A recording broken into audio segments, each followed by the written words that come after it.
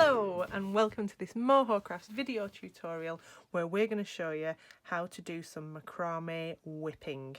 We use this in quite a few of our kits, so if you've got one of ours then you should have the same colour coded ingredients that we've got here.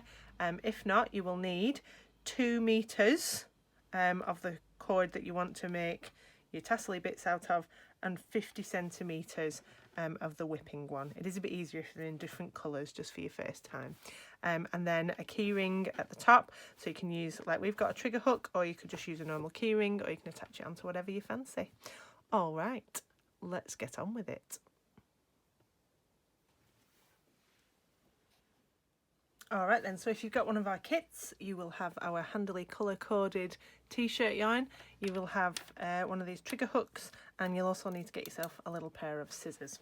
Right, so the first instruction says cut the 2 meter thread, which should be your pink one, into 6 equal lengths. So let's fold it in half first of all, and then we'll work it into thirds.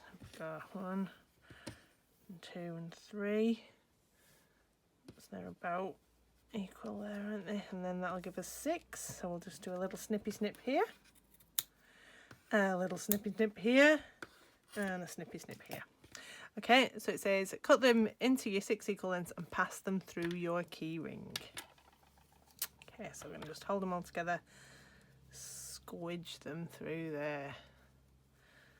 Squidgy, squidgy, squidge. Lovely. Okay.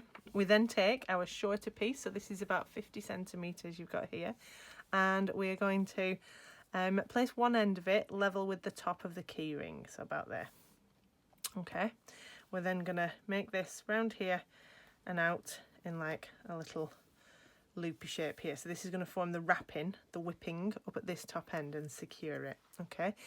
So we're going to put I'm going to put my thumb there to hold that crisscross in place, this crisscross of the blue, and what I want to do is then I'm going to use this blue end here and I'm going to wrap as tight as I can reasonably. It definitely would help if you were an octopus at this stage, but we need to wrap over that end there, and then we want to wrap as tight as we can.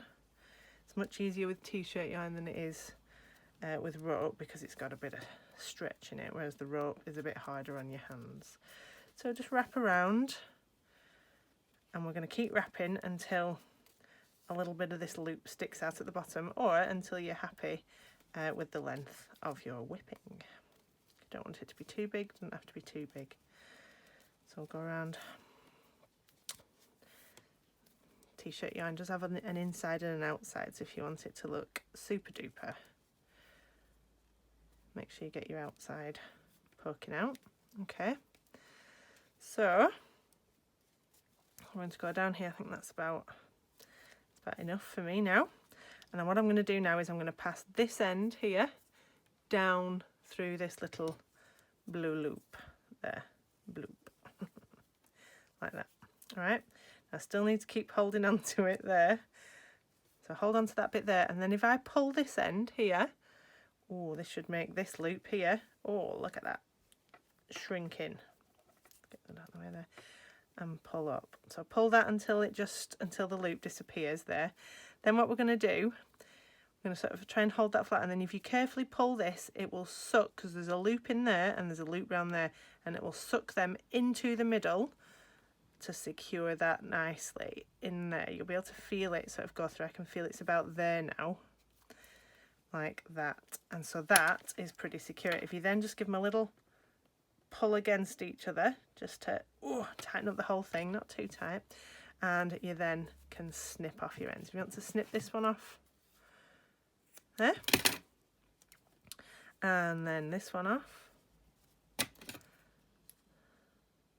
there, and then just give it a little bit of your usual wiggly fettle. If your loops at the top have got a bit baggy and a bit unruly, you can just carefully pull these in one by one just to tighten up and neaten up that top bit. Make sure you sort of separate them after you've done it, otherwise you could spend weeks doing this, just going round and round in circles. Da, da, da. Right. And then you then have your beautiful whipping. So this is good for at the bottom of projects, or for making lovely tassels. You can also use it to sort of bind different cords together as well if you're doing like a plant hanger or something.